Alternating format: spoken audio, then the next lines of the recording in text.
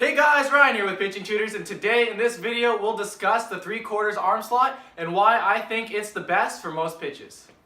Just to review, the arm slot is the path that your arm takes during the throwing motion, and there are a lot of variations in arm slot. For the purpose of this video, we'll break it up into 4 main categories. First, we have the 3/4 slot, which would be at the 1:30 p.m. position on a circular clock. Then the sidearm, which would be at the 3 o'clock position release. Next is the 12/6, starting at the 12 and then finishing at the 6. And lastly, we have submarines, which is somewhere around the 4 to 5 sub arm slot. All of these arm slots can vary a little bit into adjacent slots and have advantages and disadvantages. For example, the 12/6 comes in at a very steep angle, and the submarine usually stays low in the zone and comes in at weird angles, both of which could be considered advantages if the batters aren't used to seeing those angles. And also, the sidearm pitches have a lot of lateral movement, which gives a different look to the batters, and so on. All of these arm slots have been used by the big leaguers very effectively at one point or another. I would say that the 3/4 arm slot is the most popular out of the 4 though. Here's my reasoning why that may be. If you want to throw the ball as hard as you can, using all the muscles in your body to do so, the 3/4 slot gives you the best mechanical efficiency. Just to keep it simple, let's say there are 4 major groups of muscles that help to generate force. For our purposes, we will label them the muscles of the arm, which include the shoulder and the chest, the legs, which include the glutes, thighs, and ankle muscles, the trunk flexors, which include the abs and hip flexor muscles, and the trunk rotators, which include the lats and back muscles.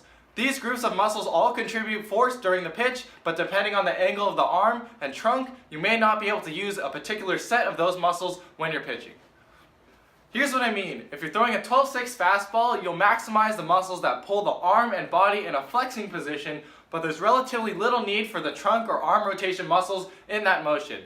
The chest muscles are positioned to bring the arm down and across the body, so if you're throwing top down, you won't be able to use the chest muscles to its fullest extent. When people flex their chest muscles, they bring their arms side to side across the chest. They don't flex their chest by raising their arms high and bringing it down in a vertical motion. To illustrate from a different arm angle, if you're throwing a submarine pitch, your trunk needs to be already bent over at the start of the motion, so there's little the flexor muscle can do to add force to the pitch as they're already contracted and used. You're taking one of the major muscle groups out of the equation from the very start by throwing submarine. Just based on physiology, certain movements are more mechanically efficient for generating force. Maybe that's why there are no submarine pitchers that we've heard of that throw around the 100-mile-an-hour range. Although I haven't done the research, I'm willing to bet that the vast majority of pitchers who throw over 100 miles an hour have a 3/4-ish arm slot. I could be wrong, but the science is on my side. The 3/4 motion is a good blend of all the muscle groups working together to apply as much force to the ball as possible. It's the arm slot that allows the use of all the muscle groups that we've outlined to generate the maximum force for a pitch. Not only is the 3/4 slot the most efficient for generating force, it's also the best for reducing the risk of injury. If the workload is shared in between 4 different muscle groups instead of just 3, like in the submarine or the 12/6, the demand on each of those individual muscle groups is less on average. So each of those groups can share in on the wear and tear to support each other. Just like how a misaligned tire wears out faster than the other tires, a lot of pitchers only emphasize the force generated by their arm and shoulder for the pitch.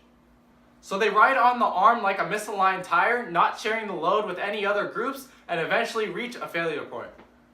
I use the 3/4 arm slot, sometimes going slightly higher or lower depending on the pitch and what movement I want from the ball. But I make sure to push all of my other muscle groups as hard, if not harder than my arm and shoulders, to share the load evenly. You may agree or disagree with some of my talking points, but at least I have a good reason for using the 3/4 slot that makes sense to me. So how many people have you heard of that debate the mechanical advantages of various arm slots for efficiency and generating force? So if you found this video informative, please hit the like button. It really helps us out and helps us get this content to as many people as possible. We appreciate you watching. Our channel's only been live for a couple of weeks now, but it's really growing fast. And a shout out to any of my former coaches who are watching for being supportive of me and this project, and I'll see you in the next one.